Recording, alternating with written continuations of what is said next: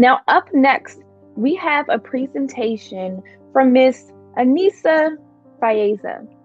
Now, Aniysa is a human sex trafficking survivor. She's an author, a business owner, and she's an Army veteran.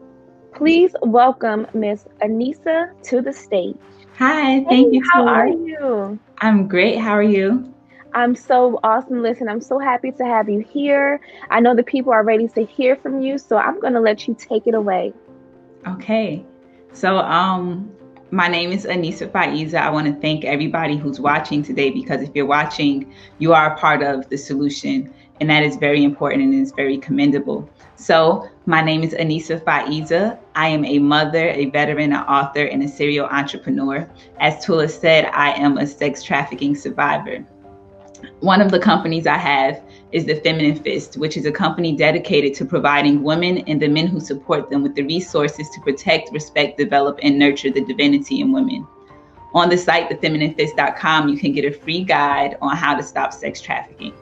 So, as a survivor, I feel the obligation to raise awareness of what sex trafficking actually looks like, as opposed to letting people rely on the propaganda that the media often uses to get views and clicks. So if we know what it really looks like, then we can really protect ourselves.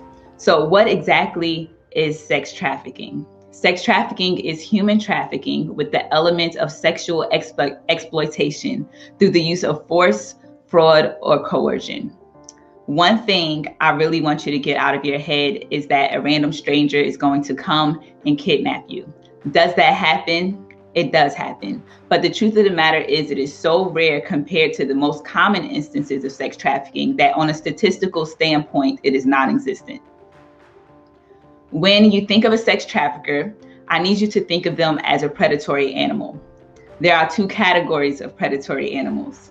They can either be a pursuit predator, which is a predator who gets their prey through their strength and speed, or they can be an ambush predator, which is a predator who sits and waits and then launches an attack. Traffickers are ambush predators. Ambush predators who watch for their prey who got separated from the group. There are also predators who prey on the wounded, predators that prey on people in vulnerable circumstances. So with that in the back of your mind, I want you to replace the thought of a mysterious stranger kidnapping you or your loved ones, and I want you to replace it with a familiar, friendly face who takes special interest in whoever is the wounded one.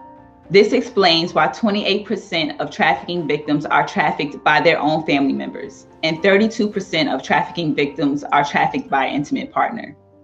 What is even more alarming is in 2018, over half of the criminal sex trafficking cases involved children.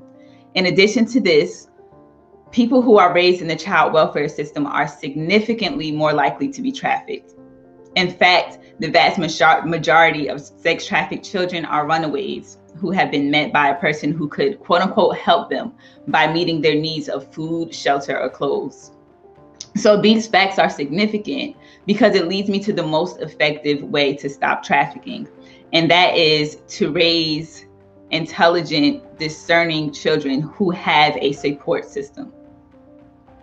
Whether a person is a viable target or not has very little to do with the person themselves, but everything to do with the support system around them. So targets are people who do not have a support system. It is a person who is not checked on a consistent basis. It is a person with no one to talk to, a person in a relocation milestone. So when you think of relocation milestones, I want you to think of people who may be leaving for college or for some reason they are traveling and they are away from their support system. So what this means is, as communities and as families, we have much more power in the situation than we may have initially thought.